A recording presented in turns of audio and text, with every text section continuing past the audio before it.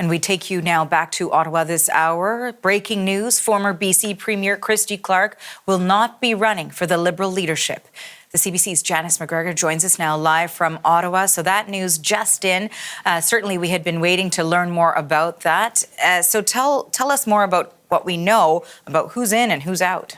That's right. So I want to discuss Clark's reason for stepping back at length here, because she has sent out now a very lengthy message to her supporters, thanking them, acknowledging the hard work of her organizers. We're told that there was a Zoom call this morning between Ms. Clark and the team that she was hoping to mount this bid with, and that the conclusion of that call and what supporters were told was that there simply was not enough time. The short timelines of this leadership race would not allow her to win it. They crunched the numbers, concluded it just wasn't there for them. So this is what sort of her email blast has told people.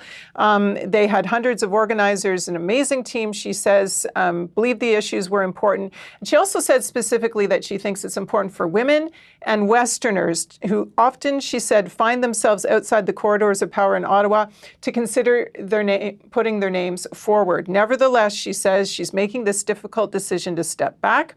She said, in the short time, there simply is not enough time to mount a successful campaign and for me to effectively connect with Francophone Canadians in their language. She says she worked hard at improving her French, but it's not where it needs to be today. And this was believed to be a big liability for her, the fact that she was still acknowledging that she was still learning French. Just a few other messages, though, because the rest of the letter is quite partisan, but also perhaps significant. She said that the timing of the Prime Minister's resignation didn't leave enough time for the party to build a process, in her view, to grow and renew the party the way that her team wanted. But it still, she says, must find a way to generate new momentum and energy, to broaden itself to a new group of Canadians. She talks about this party needing to be a big tent again. She said she is not going to stop fighting for candidates. And then there's some attack stuff here against the Conservatives. She calls Pierre Poilievre a pushover for MAGA Republicans. And she says, we don't need a Governor Poilievre. Of course, they're building on what Donald Trump has been saying about Justin Trudeau, but flipping it to the Conservative leader, and concluding by saying how deeply thankful she is for the support she received from the party's grassroots at this point. So Christy Clark, out. You can alter your lists, your short lists there.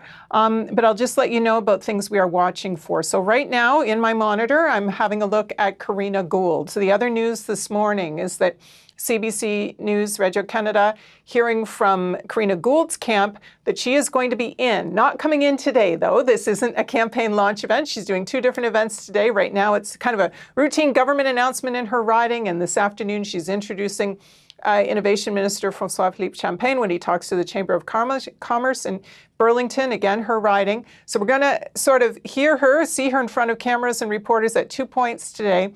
This isn't sort of her launch yet, but she is going in, is what her team is now messaging everyone as we make up our shortlists, and expected to sort of have her official kickoff at some point, perhaps next weekend, but it is going to be sometime sort of within this next week. The date everyone's watching for is not just the date to get in, which is January 23rd, but also Donald Trump's inauguration. Just in terms of news agendas, if you sort of try to announce on the same day Donald Trump's being sworn in and sort of that hubbub, you could get drowned. So you do see sort of as a communications planner why you want to get out and signal to people that you're in, and also give your people as much time as possible to be public about the fact they're looking for new signups, new registrations of Liberals. So we will go live to Karina Gould if she takes some questions on this topic. The other person we're watching, though, François-Philippe Champagne, he is speaking at the Canadian Club in Toronto at noon hour today, and then he is going to be doing a scrum with reporters. For the last week, he has been messaging how he is reflecting on his own leadership ambitions, whether he could get a team together to mount a serious bid. After days of sort of saying he's thinking about it, we will see today, we're led to believe that he is going to finally answer the question on whether he's prepared to call it here. Again, though, I would note that sort of the event he's at is not a leadership campaign launch. He is billed as speaking about artificial intelligence, supply chains, energy policy at this event in light of the incoming Trump administration. Of course, he is one of the ministers whose networking skills are at the heart, really, of the Canada-US file right now. That is a job in and of itself.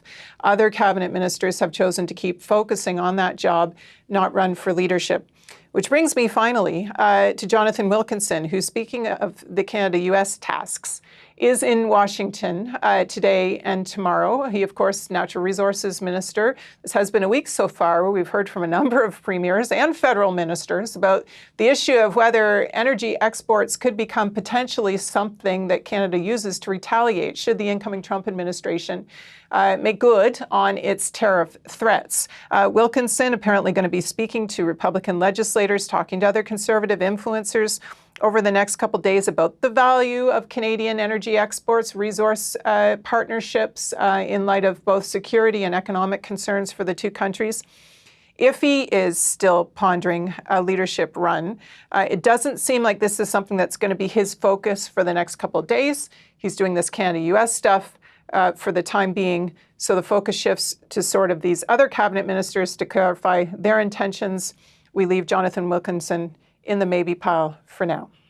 And of course, also to add to that, as we've been discussing too, Chrystia Freeland, we're expecting potentially to hear from her before the deadline of January 23rd as well. Again, before that inauguration, yes, right? Like yes. The thinking is she's out within the next 5 days.